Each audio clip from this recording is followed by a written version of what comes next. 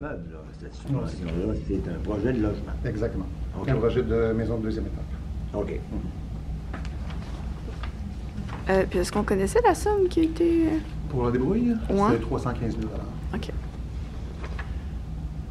De plus, dans la vente des terrains sur la rue de la Picardie, pourquoi on nomme pas les acheteurs alors qu'on les nomme dans les autres quartiers? Alors, moi, on a eu la résolution comme celle-là présentement, donc pour ma connaissance, il y a encore des terrains qui vont être déposés. Je ne peux pas dire. OK. Il n'y a rien de confidentiel. Genre, hein, c'est ça? Non, c'est comme les autres terrains. C'est la manière dont la résolution est préparée par le greffe. Alors, je peux vérifier. Oui, c'est ça. Je peux poser la question. Il parle de certains terrains. Ouais. Il nomme pas le nom, mais généralement, quand il y a des terrains vendus par tirage au sort, Effectivement, les noms sont nommés. Je pourrais poser la question au greffe. OK. On pourrait poser la question au greffe pour savoir pourquoi ça a été préparé ou rédigé de cette manière-là. Oui. Pour le programme des sauveteurs, est-ce qu'il en manque encore beaucoup cet été? J'ai pas la réponse à la question. Il faudrait que je vous revienne là-dessus. OK. J'ai pas le nombre de sauveteurs. Le programme en tant que tel était pour assurer la gratuité de la formation des sauveteurs. Mais j'ai pas OK. le nombre avec moi. Donc, ça voudrait pouvoir dire que vous n'êtes pas inquiet? Non, généralement, en fait, ça peut être le cas dans le passé. On n'a pas manqué l'an dernier. Puis je vous dirais qu'un des éléments qui nous aide, c'est la présence du complexe sportif. Et étant donné que le complexe requiert déjà plusieurs sauveteurs, plusieurs maîtres nageurs, bien, ces personnes-là peuvent être aussi déployées dans les autres piscines. Alors, l'an passé, je sais qu'on n'a pas eu de problème, puis on n'entrevoit pas de problème non plus pour cette année. OK.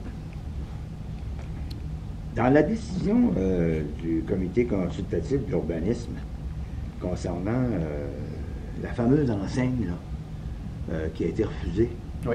c'est bien Gilles Saint-Laurent? C'est à la distillerie, oui, effectivement. C'était une question de conformité par rapport au règlement sur l'affichage. On voulait avoir on nous a demandé de pouvoir... un des éléments qui était problématique au niveau de la distillerie, c'est qu'on est passé un règlement qui limite le stationnement aussi. Oui. Parce qu'il y avait un problème de stationnement et de circulation. Donc, on sait que la distillerie Saint-Laurent a effectivement un stationnement qui est à la disposition. Il n'y a pas grand monde qui le sait, puis moi-même, je ne le savais pas, même si je suis déjà à la distillerie.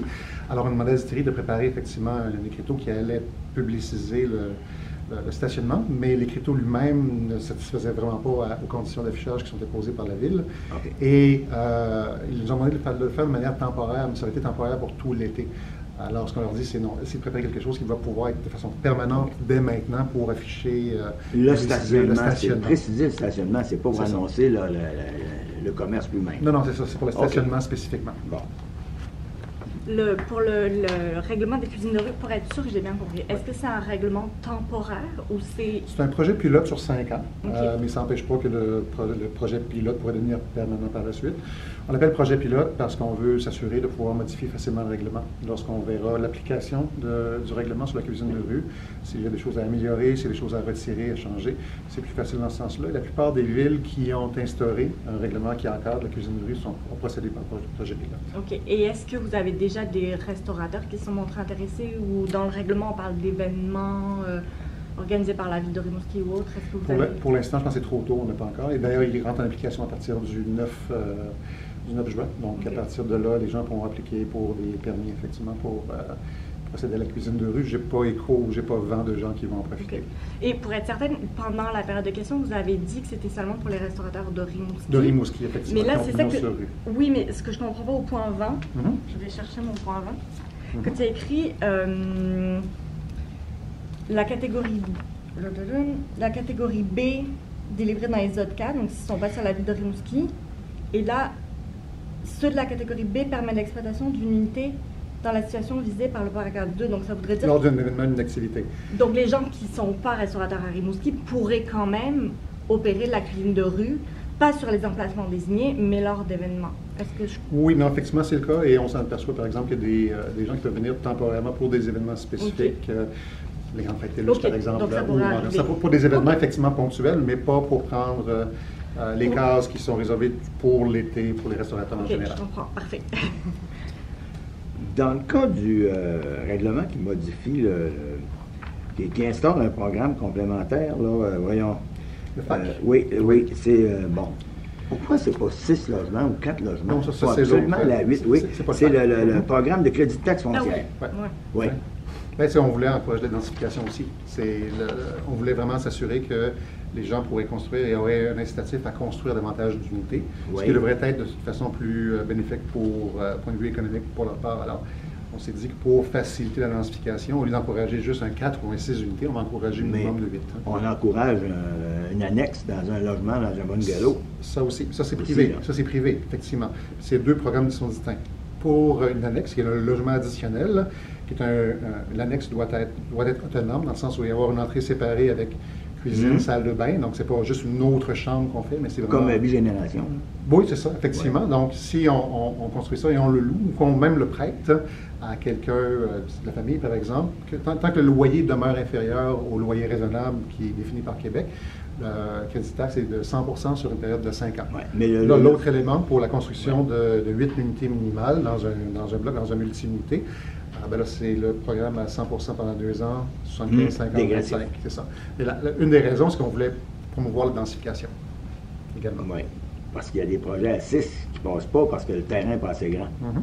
Aussi, c'est ça, là. Il y a plein de conditions spécifiques qu'on ne peut pas commencer à inclure dans le règlement, mais nous, l'intention par rapport à ça, c'est de pouvoir aider à la construction de plusieurs logements et de pouvoir densifier. Puis ça s'est mis en projet de règlement pour enrayer la crise du logement. Ça fait partie du plan de lutte contre la pénurie de logement. Ce sont des actions qui étaient spécifiées lorsque le plan a été rendu public à partir du mois de janvier.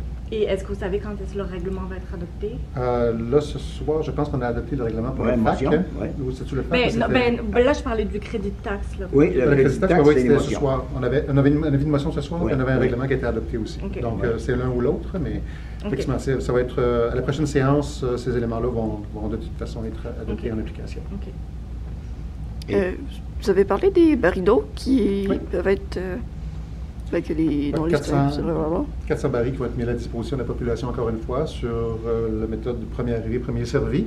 On ne peut pas les réserver, il faut que les gens viennent puis l'achètent pour 25 $. C'est un baril qui a une valeur de 75 $. Et puis la distribution se fait à l'édifice des travaux publics sur la 2e rue. Puis ça, c'est prêté ou c'est... C'est donné, c'est vendu. C'est donné, C'est vendu OK. pour 25 $, les gens peuvent le garder par la suite. Et lorsqu'on va enquérir pour acheter le même type de baril, ça monte à 75 $. Donc, évidemment, subventionné à travers le projet éco-responsable. Puis il y a souvent Ça preneurs... part très, très vite. Ouais, OK. J'encourage les gens à partir, à venir tôt.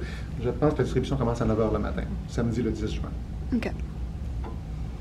Autre chose, dernière question, concernant les fameux commerces lourds sur l'ancien dépotoir à Sainte-Odile. Donc là, c'est réglé. M. Viel, s'il veut vendre, l'acheteur va être capable d'opérer son commerce. C'est un changement réglementaire. Fait que Oui. la décision maintenant appartient à M. Viel, s'il veut vendre Oui. ou non, mais Oui. le changement réglementaire a été fait. Mais il serait plus menacé de fermeture. Il a le droit d'opérer. Ben, ça dépend de quel usage il va en faire. Oui. Les usages qui sont maintenant prescrits et qui sont Qui spécifiés dans sont le règlement. exactement les mêmes qu'il fait présentement. Oui. Donc, c'est une grande victoire pour lui. Ben, écoutez, initialement, ma compréhension, c'était qu'il y avait demande de dérogation mineure ou d'exception qui était donnée. Là, on procède à travers Ouais. un règlement.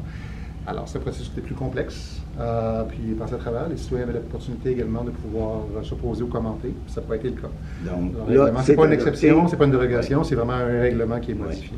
Puis là, on retire l'habitation unifamiliale sur un ancien dépotoir. Là, c'est un peu Qui aurait contradictoire. été difficile à faire Ouais. appliquer de toute façon dans le contexte Surtout pas actuel. d'eau. Ouais. Merci. Merci. La consultation de Pointe-au-Père, la consultation en ligne, elle s'est terminée hier. Est-ce Hier, que ouais. vous savez... Alors, j'ai pas eu d'informations. On va prendre le temps de OK. collecter. Vous avez dit pas mal de gens tantôt. De quoi? Vous avez dit pas mal de gens tantôt. Ah non. Je n'ai pas commenté sur le processus de consultation en ligne. J'ai pas mal de gens ont voté pour un programme pour lutter contre la pénurie de logement. OK, C'est ce que j'ai pas mentionné. mal de gens. Non, OK. non, c'est ça. C'est pas OK. par rapport à la OK, consultation. fait que J'ai vous avez pas pris connaissance OK. des Moi aussi, là. consultations en ligne. C'était c'est par ça. curiosité. Ouais.